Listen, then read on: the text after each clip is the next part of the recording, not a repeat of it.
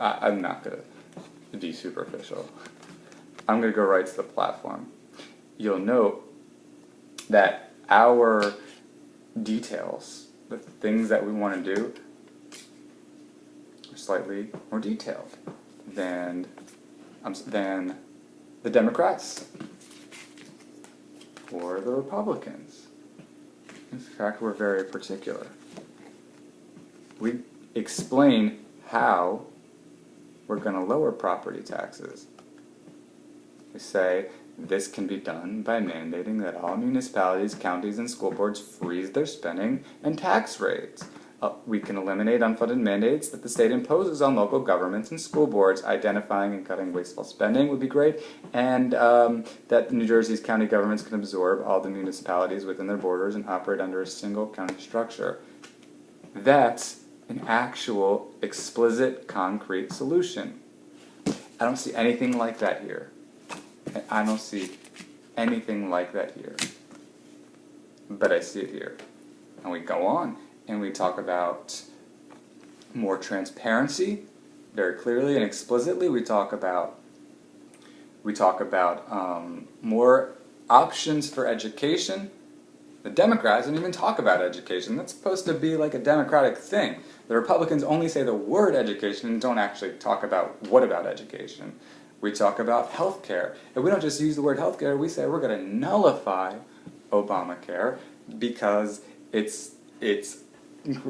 involves way too many tax increases, and in fact, it's going to make the majority of us pay higher health care premiums at a time when the whole purpose was to make them less expensive.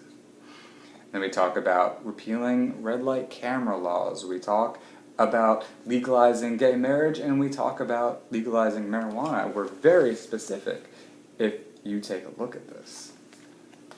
So, you make the comparison yourself, but I just want to make it clear.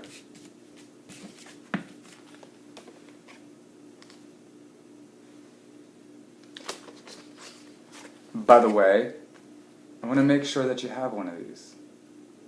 Again, I said that earlier, but I want to reiterate that. Make sure you have one of these. Make sure you have a lot of these so that you can give them to everybody you know. I think I said that too. They look really good. Again, what a wonderful job. What a wonderful job our friend did with this. Next, I want to talk about something that I think you can all relate to. I know you can all relate to it. Do you want more money? I know I want more money. I know that most of the people I talk to wish they had more money. Well, let's talk about how we're losing money. This is from my paycheck. This is what they take out. These are the taxes they take out. And I just want to point out how expensive government is. And I'm not just talking property taxes, I'm talking all taxes. How much did the federal government take out of my $283.14? This is not, that's it, $283.14 I made last week. Had I not been taxed at all, I would have made $357.79. To some of you, this may, in your opinion, sound like no big deal. To others among you, you may relate to what I'm saying when I talk about the amount of money we lose on our taxes. So, this last week, from federal income taxes, I lost $38.74 out of $357.79 that I made. That's a lot of money. What could I have done with $38? What would you do with $38? Let's talk about state income tax. $5.37. Now, that might sound like very little, but what does an extra $5 a week buy when you're literally struggling just to pay rent. That's luxury right there. If once you've got your rent and your groceries paid for, that extra $5 is a sandwich that you bought as opposed to made. After a long day when you didn't feel like making a sandwich. Then, here's an interesting one, Social Security. Now I know that it's great to have a bunch of checks sent to you when you're much older. I'm only 27 years old, so the discussion I would have with you about Social Security is never going to be the same discussion as somebody who's 48 and starting to think about retiring, and somebody who's 66 and is receiving Social Security. But let me point out the fact that they took out $22.18 from my paycheck, my weekly paycheck for Social Security. Let me point out that when our country is $17 trillion in debt, when the state of New Jersey is in an additional $71 billion of debt, and the municipalities throughout the nation are in so much debt that many of them are starting to default on their debt and might require bailouts from every taxpayer in the country, you wonder, honestly, at 27 years old, in the year 2013, with these circumstances, if you're ever even actually going to see your Social Security. And if that's the case, wouldn't future money that you could receive actually be best protected by you yourself? In today's day and age, I would argue that it would be to my advantage to opt out of forced Social Security and have my own savings account. Imagine if I was saving $22.18 a week for every year, privately, and that money was absolutely guaranteed, versus money that is not absolutely guaranteed. We can't foresee what's going to happen in this country with the amount of debt we're in, with the, on the verge of another war. These kind of things are important considerations.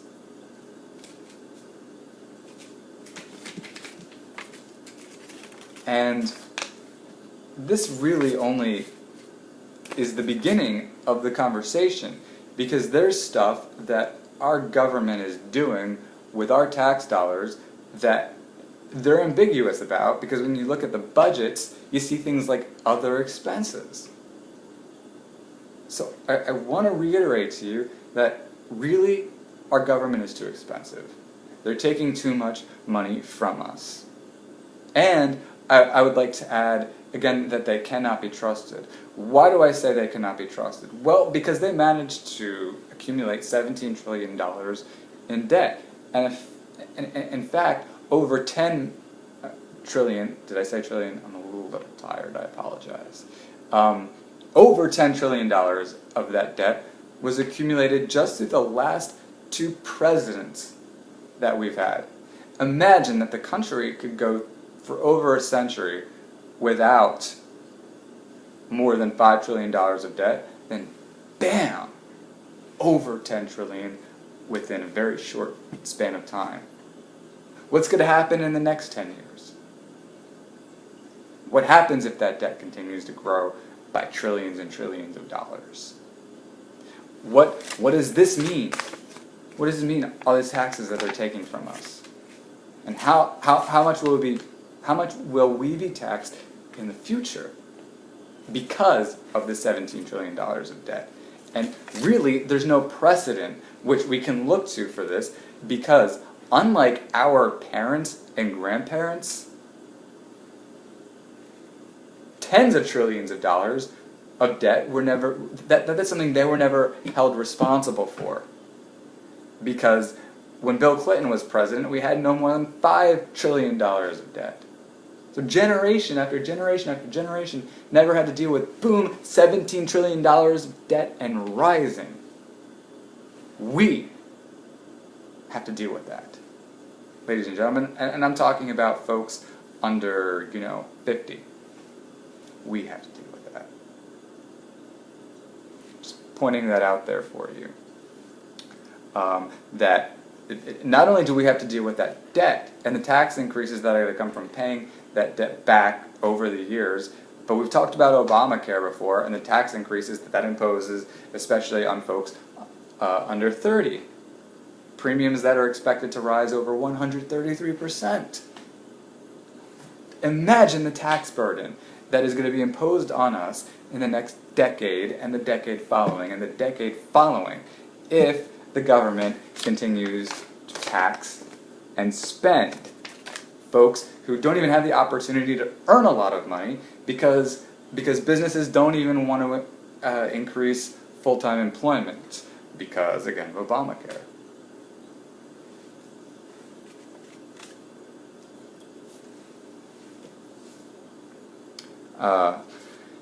I'm sorry that this is a longer video.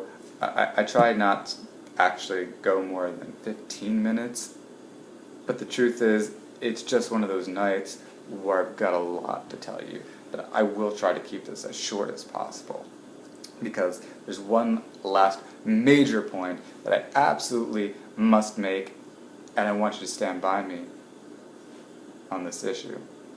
And I want to tell you, ladies and gentlemen, everybody who says that an independent political candidate cannot win, to every single one of those people, folks, let's prove them wrong.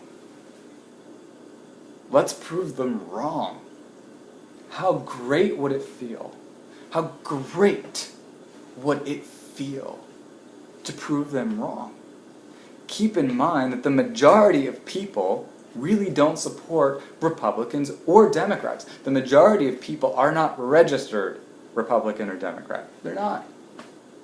They make their decision towards the end of the election, but they're not committed to either party.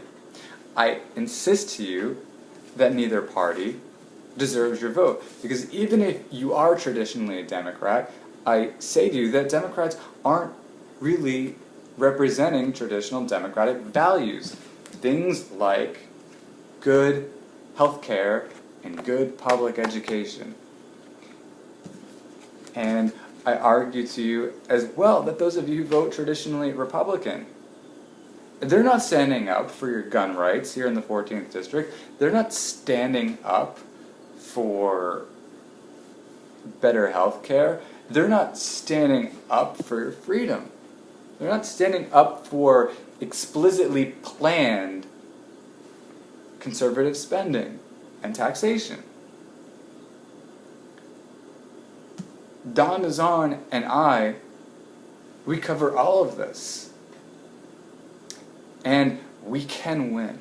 We can win this election, but we need your help. So what can you do to help?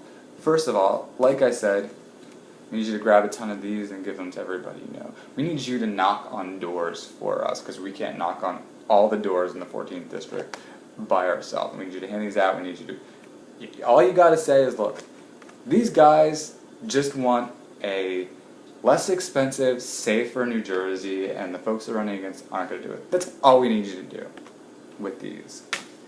Of course, we need you to attend our next rally. It's coming up this Sunday. It's a rally where we're going to call for fairer marijuana laws. Personally, I believe that marijuana should be legalized. To those of you who are uncomfortable with legalization of marijuana, because I know there are some of you out there, I just want to reiterate, how educated are you in regards to the science behind marijuana and the facts which explicitly prove, facts are already proven, the facts that say, that show us that actually marijuana does things like fight cancer and deal with chronic pain, and that it's healthier than things like even alcohol, which is legal. The next thing that you can do is, we've got these great bumper stickers too, and they don't only look great on cars, they look great anywhere you want to put them. So please ask for those. Now, then there's making sure that you're registered to vote. Please do. If you're not, and you don't feel like going online to fill out the registration form, just contact me, or just contact Don Desarn. We'll make sure you get one of these so that you're registered to vote, so that you can vote for us. And if you know somebody who's not registered to vote, and they're too lazy to go online, again, tell us, we'll make sure they get this. Next, we've got a fundraiser on Saturday, September 14th at Scoopers. It's ice cream and politics. How can you beat that? And then a month from then, we're going to have a rally in Trenton in front of the State House, protesting Common Core. Common Core, that's the set of educational standards we have, educational standards that penalize critical thinking and outside-of-the-box thinking, and that takes control away from parents, teachers, administrators, and school boards. So I'm going to leave you with that today. Thank you so much for all of your time. May God bless the state of New Jersey, and may God bless America.